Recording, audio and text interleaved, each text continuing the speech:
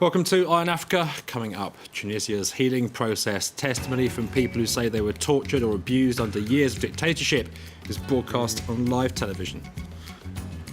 DRC has a new Prime Minister, but the President looks set to stay on for another year despite opposition claims his time in office is up. And a brighter future for some of the Nigerian schoolgirls who managed to escape Boko Haram as they take up university scholarships. Welcome. Airing their demons in public, victims of murder, rape and torture in Tunisia are testifying on live television this Thursday as part of a process aimed at national reconciliation. Comes as the country continues to deal with the fallout from the 2011 protests, which ended with the ouster of authoritarian leader Zine El Abidine Ben Ali. But the remit of the Truth and Dignity Commission goes much further, right back to abuses committed during Tunisia's struggle for independence from France. Our correspondent Sandro Lucians has more. Tonight we heard the first public hearings on the first floor of the building behind me. The location is symbolic. We are in the Elisa Club, a place that used to belong to the ruling family, but until tomorrow night the victims have the floor. About 10 of them, all very heavy cases, and their names have been kept secret until the very last minute. He heard someone being beaten with batons. He tried to go and help. When he was going towards them, a policeman told him, "If you go any further, I'll shoot." But my son wasn't scared, and at that point in the revolution, they hadn't yet started shooting people. So my son kept moving, and as he took his second step, they shot him. The testimonies are broadcast live on public television.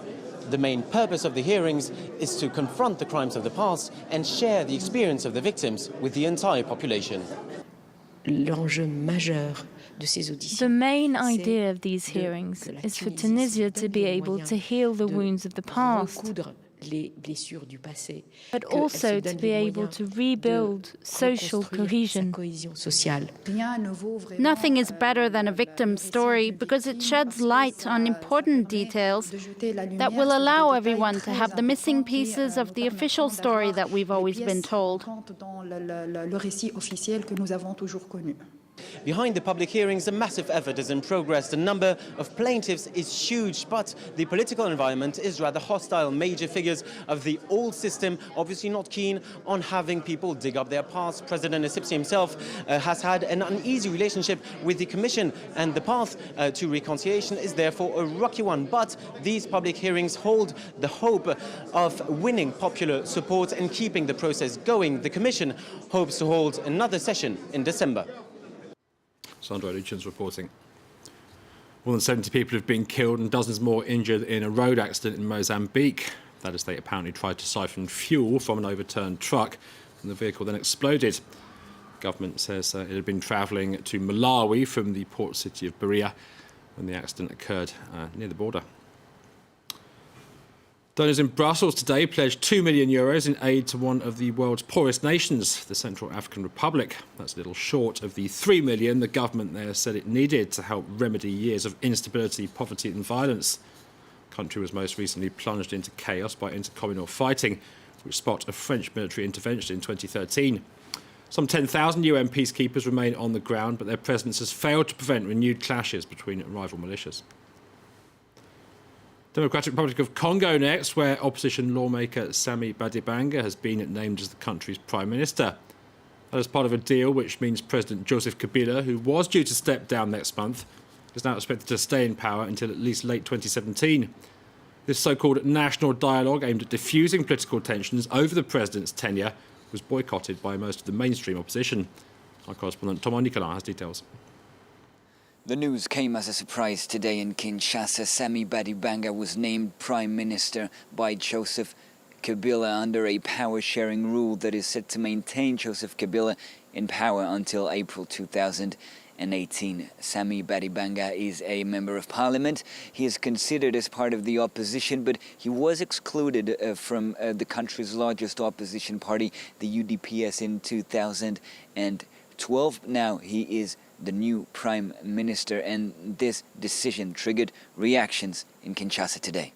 He excluded himself from our party in 2011 by violating the orders of party president Etienne Tshisekedi to boycott seats in parliament. He left. He's a member of parliament, but who does he refer to? He never sets foot on this property.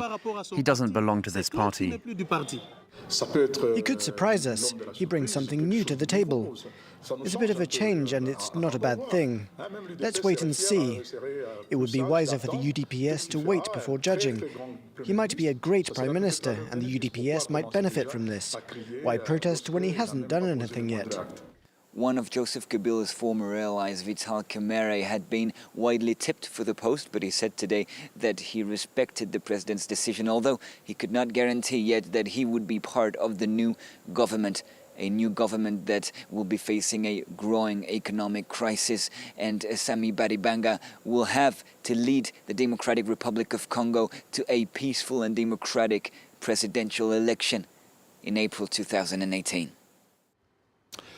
Thomas Nicolon reporting there. To drought hit Zimbabwe next, where scientists are conducting trials of new heat-tolerant varieties of maize. It comes as the COP22 summit looks at the urgent need to counter climate change in Africa. Let's hope the hybrid seeds will be ready for sale ahead of the next planting season. Zimbabwean scientist Cosmos Magaragosho is breeding a new heat-tolerant variety of maize. In spite of high temperatures and low rainfall, the result of climate change and the El Niño phenomenon, this hybrid maize has managed to survive. The seeds are produced by cross-pollinating 2 lines, resulting in higher and later yields. Basically, it means transferring genes from one plant to another type so that you create a new type that is the characteristics that you want. Once referred to as the breadbasket of Africa, Zimbabwe used to export maize. Now it imports about 2 million metric tons a year to feed itself. Earlier this year, Zimbabwe declared a state of disaster with 2.5 million people in urgent need of food aid. But farmers testing this hybrid maize managed to get by.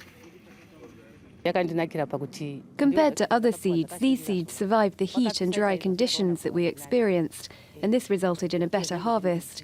I should have enough to last until February next year. Efforts to roll out the hybrid maize are being slowed down by government testing and approval procedures. Experts believe more should be done to speed up the process to prepare for even higher temperatures in the future.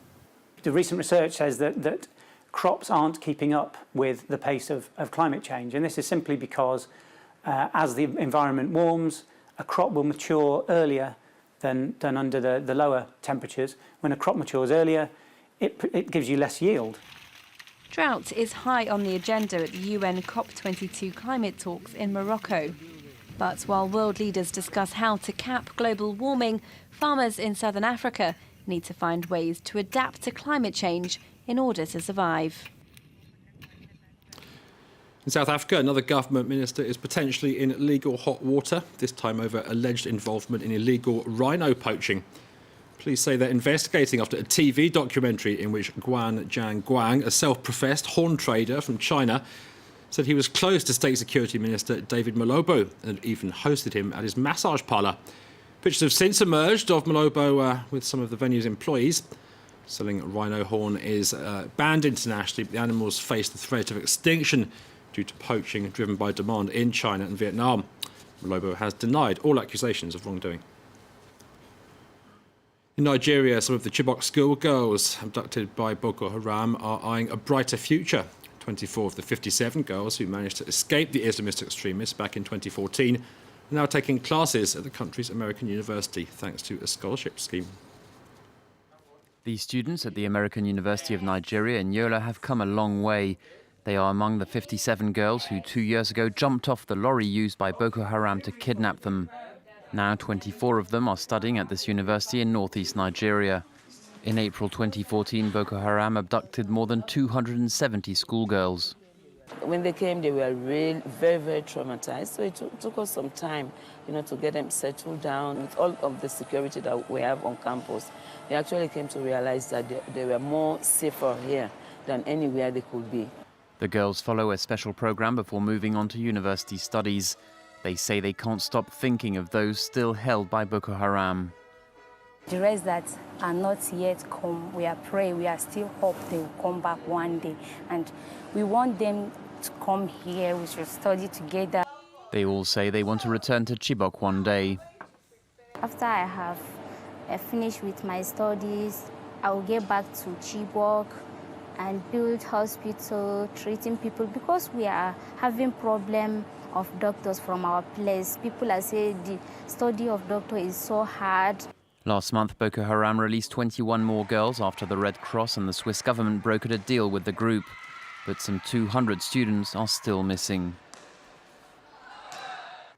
That's it for today's Eye on Africa. Thanks for watching, and do stay with us here on Africa.